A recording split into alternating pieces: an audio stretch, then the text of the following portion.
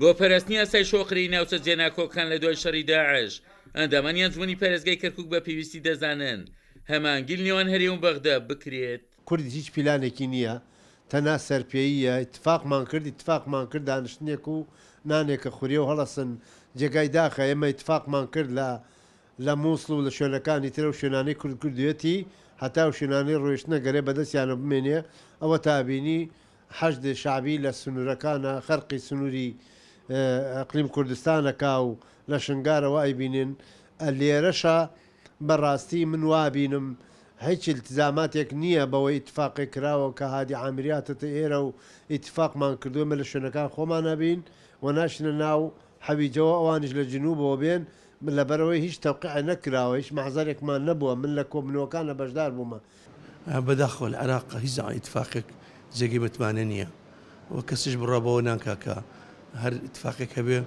پابند دەبێ لایەک پێوەی لەبەرەوە لە بەردەمی قیادی سیاسی کورد و هەرێمی کوردستانە ئەوەیە خۆی بە هەموو گەرەکان حازر بکە لەگە گەرێکە حەلی خۆی پێبێت چونکە هەر اتفاقێک کرابێت یان نەکرابێت لە عێراق پیابندبوونی زەحمەتە اتفاقانی پێشوژە بینین هەر لە مادە دەستوریەکانەوە هەتا دێتەوە اتفاق سیاسانەیەکی کراوە فترێکی کورد بۆ دوایی هەڵۆشێنراوەتەوە و لایەک پابند نەبووە پێوە کە زانیتی لە مەسلحەتی نییە. پێویستە کورد ئیعادەی نەزەر لە پلانەکانی خۆی بکاتەوە و پلانی تۆکما و دابڕێژێت و دواتر ناوماڵی خۆی ڕێک بخاتەوە و پێشمەرگە باشتر تەسلیح و ئەوە بکرێت پرچەک بکرێت و هەوڵیش بدەین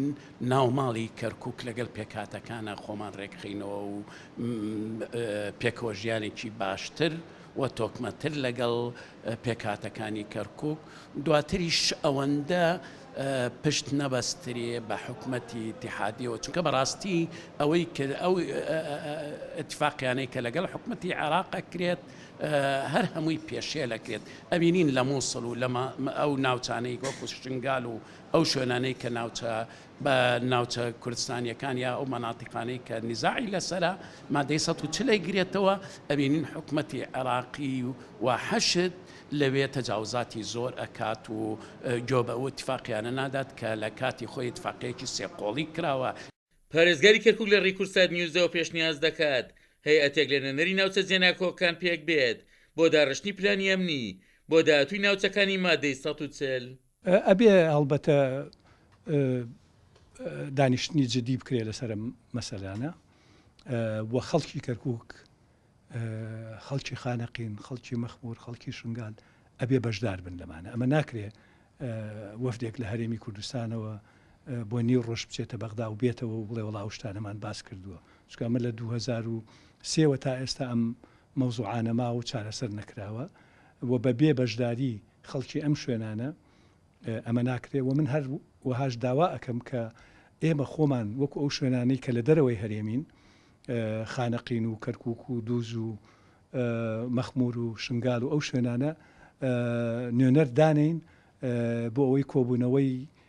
بەردەوام بکەین مانگە نەبێت یا دوو مانگ جارێک بێت تاوەکو یەک هەڵوێز بین بەرامبەر بە ئایندەی ئەم شوێنانە بە نسبەتی پەیوەندی لەگەڵ بەغدایە یان لەگەڵ هەرێمی کوردستانە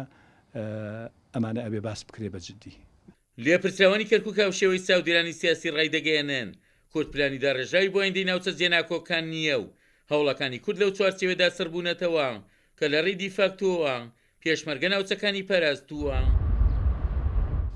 وەک لێپرسراوانی کەرکووک جەختی لەسەر دەکەنەوە ئایندەی ناوچە جێناکۆکان بۆ کورد پێویستە و پاراستنی ئەمنیەتی ئەم ناوچانە بۆ داهاتوو پێویستی بە ڕێکەوتنی باڵا هەیە. عومەر غەریب، کورسات نیوز، کەرکووک.